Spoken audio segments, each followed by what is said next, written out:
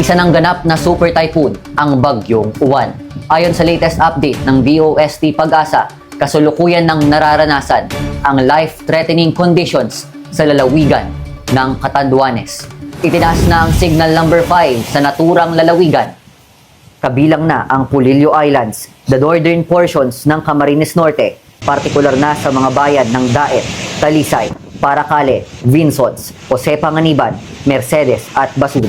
The eastern portion ng Camarines Sur, Siruma, Caramoan, Garchi-Torena, Tinambak at Lagonoy. Samantala, itinaas ang signal number 4 sa eastern portion ng Quezon, partikular na sa mga bayan ng Tagkawayan, Calawag, Ginyangan, Perez, Alabat at Quezon.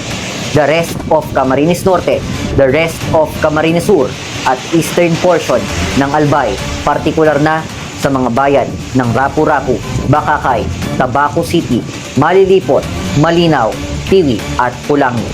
Samantala, signal number 3 naman sa southern portion ng mainland Cagayan, Isabela, Quirino, Nueva Vizcaya, Abra, Mountain Province, Ifugao, the southern portion of Apayao, Kalinga, Benguet, Ilocos Sur, La Union, Pangasinan, Zambales, Bataan, Tarlac, Pampanga, Nueva Ecija, Bulacan, Aurora, Metro Manila, Cavite, Batangas, Rizal, Laguna, the rest of Quezon, Marinduque, the rest of Albay, Sorsogon, Ticao and Burias Islands. Signal number 2 naman sa nalalabing bahagi ng Cagayan, kabilang na ang Babuyan Islands, the rest of Apayao, Ilocos Norte, Occidental Mindoro, kabilang na ang Lubang Islands, Oriental Mindoro, Romblon, at the rest of Masbate.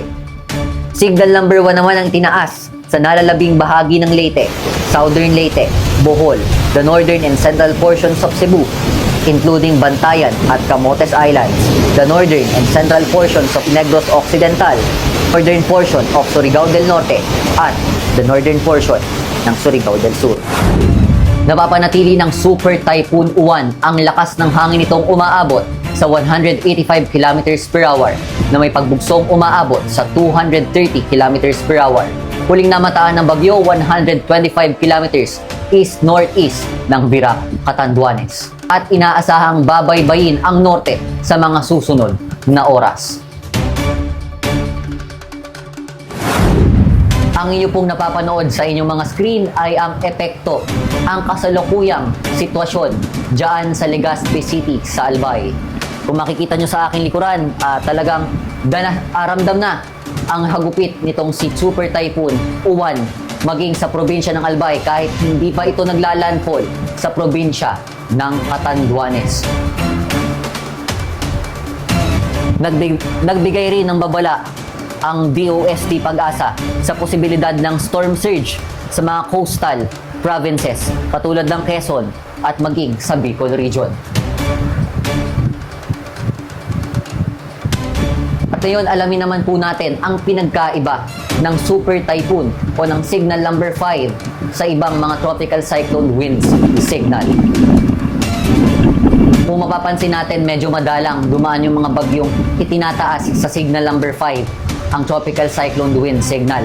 So ngayon, aalamin natin kung anong pinagkaiba noong 5. Pag sinabi nating Signal number 1, yan po ay yung may wind threat na 39 to 61 kilometers per hour. Warning lead time niyan ay 36 hours kung saan ang mga naaapektuhan nito ay yung mga bahay with poor construction. Given na po dyan yung mga gawa sa bamboo at mga nipa, yung mga light materials, gawa sa light materials, yan po ang mga naaapektuhan ng signal number 1. Pag sinabi naman po nating signal number 2, ang wind threat po niyan ay 62 to 88 kilometers per hour. Medyo mas malakas to ng konti at may warning lead time ng 24 hours. Minor to moderate damages. Ayan po. Pati na rin po ang local power outages. Very possible na rin po mawala ng kuryente sa signal number 2. Kabilang na po ang minor to moderate disruption pagdating sa public transportation. Tingnan naman po natin ang signal number 3. Ito po yung nakabatay sa official website ng DOST Pag-asa. Pag sinabi po nating signal number 3, wind threat ay 89 to 117 kilometers per hour. Bilang na rin po dito ay yung average construction. Maging yung mga average na mga bahay na ipinatayo ay maaari na rin pong masira kapag itinaas ang signal number 3. Signal number 4, ito po yung karaniwang itinataas kapag ang atin pong bagyong tinatawag ay nasa category 4 or typhoon category. Katulad po ng dumaan na Typhoon Tinio sa Cebu. So wind threat po 118 to 184 kilometers per hour. Pag pinag-uusapan po natin yan, ang warning lead time lang ay 18 hours. At ito po yung potential impact niyan.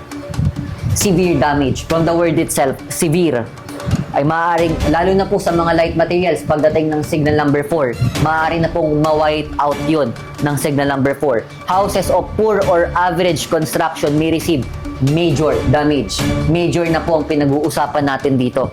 At possible wall collapse. Possible na po ang pagtumba ng mga pader kapag itinaas na ang signal number 4. Kahit po yung mga well-constructed houses, yung mga maayos na bahay ang pagkakagawa, maaari na rin pong magkaroon ng minor to moderate roof damage.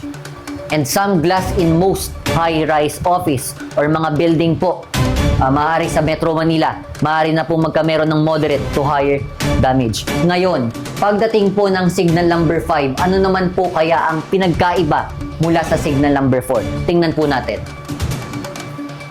Itinataas ang signal number 5 kapag itinaas na rin po sa category 5 or super typhoon ng isang bagyo. Patulad na lang po ng super typhoon Uwan. Makikita po natin dyan, 185 kilometers pataas ang signal number 5. Warning lead time, 12 hours. At ang potential impact, severe to catastrophic damage is expected to houses of poor and average construction, as is white out po ang mga bahay na gawa sa light materials. Maging yung mga industrial buildings, maaari na rin pong masira. Ayan, pati po, ang pinagkaiba nito sa signal number 4, kung kanina ay yung mga bintana ay maaari magkaroon ng minor damage. Pagdating dito sa windows, maaari na pong totally masira ang mga bintana sa lakas ng hangin dala ng signal number 5. Extensive damage will be caused by airborne debris. Maaari na rin po ditong lumipad ang mga debris or yung mga bubong natin, mga gamit sa bahay na maaaring tangayin ng mga hangin at dala ng mga bagyong merong signal number 5. Electricity, potable water supply, at ang komunikasyon maaari na rin pong maputol. Vast majority of trees will be broken, defoliated, or unrooted. Maaari na pong magbagsakan dito yung mga puno sa lakas ng hanging dala ng signal number 5. At ayan lamang ang aming update.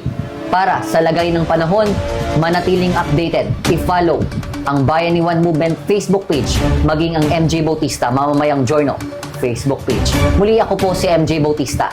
Manatiling ligtas at magandang umaga.